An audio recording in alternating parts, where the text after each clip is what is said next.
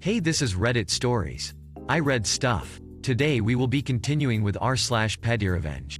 Hit the subscribe button if you're new here. Now sit back and enjoy the stories. Treat your wife like garbage? She gets excellent service and all the potatoes. I work as a server at a very large restaurant chain that serves unlimited soup and salad as an entree.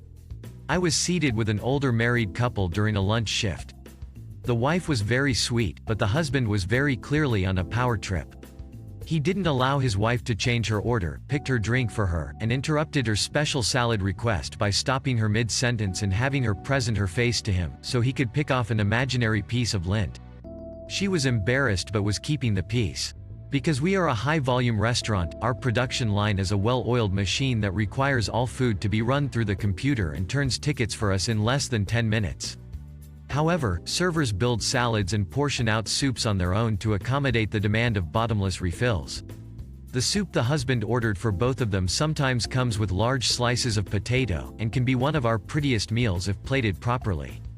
The first round of soup I served to them had all the ingredients but was missing the large pieces of pretty potato because it was closer to the end of the soup. After serving them their first round, he began to make sideways comments about the composition of the soups. Asking if we had a new cook, insisting that the recipe had changed, telling his wife to take a look at her bowl because she had potatoes, this time, on their second round. I approached their table to see if they wanted a third round, and before I could speak he turned and barked, "Yes," and rolled his eyes. Cue petty revenge. All of my questions for the table were directly to her, and I prompted her with extra options, toppings from the salad bar, different drinks. A new cistern of this soup was brought out by the time I was pulling their third round. His wife received the largest slices of potato, plated high and beautiful, and he received the chopped bits every time. Husband was disgruntled, but she was happy to engage. He ended up stealing my favorite blue pen, but she left a nice tip under her last soup bowl. I can only hope that she felt seen during my short period of time waiting on her. If you enjoyed this video so far, don't forget to like and subscribe to help us make more videos. If it's not here by 5, I'm not paying for it.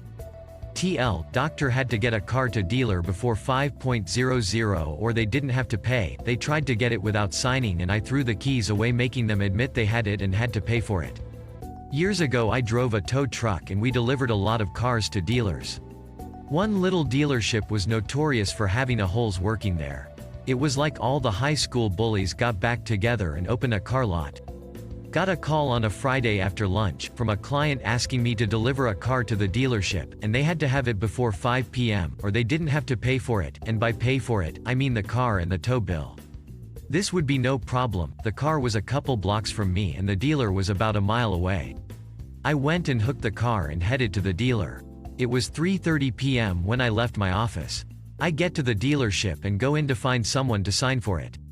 No one would sign, they told me to just park it around back.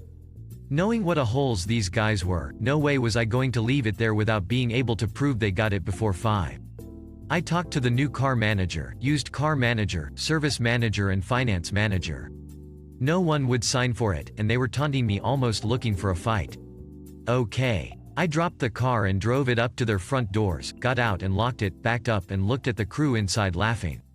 I backed up another couple steps and threw the keys onto their roof. They lost their ish. I waved and left. I was back in my office in less than 5 minutes. By this time, it's about 4:45 p.m.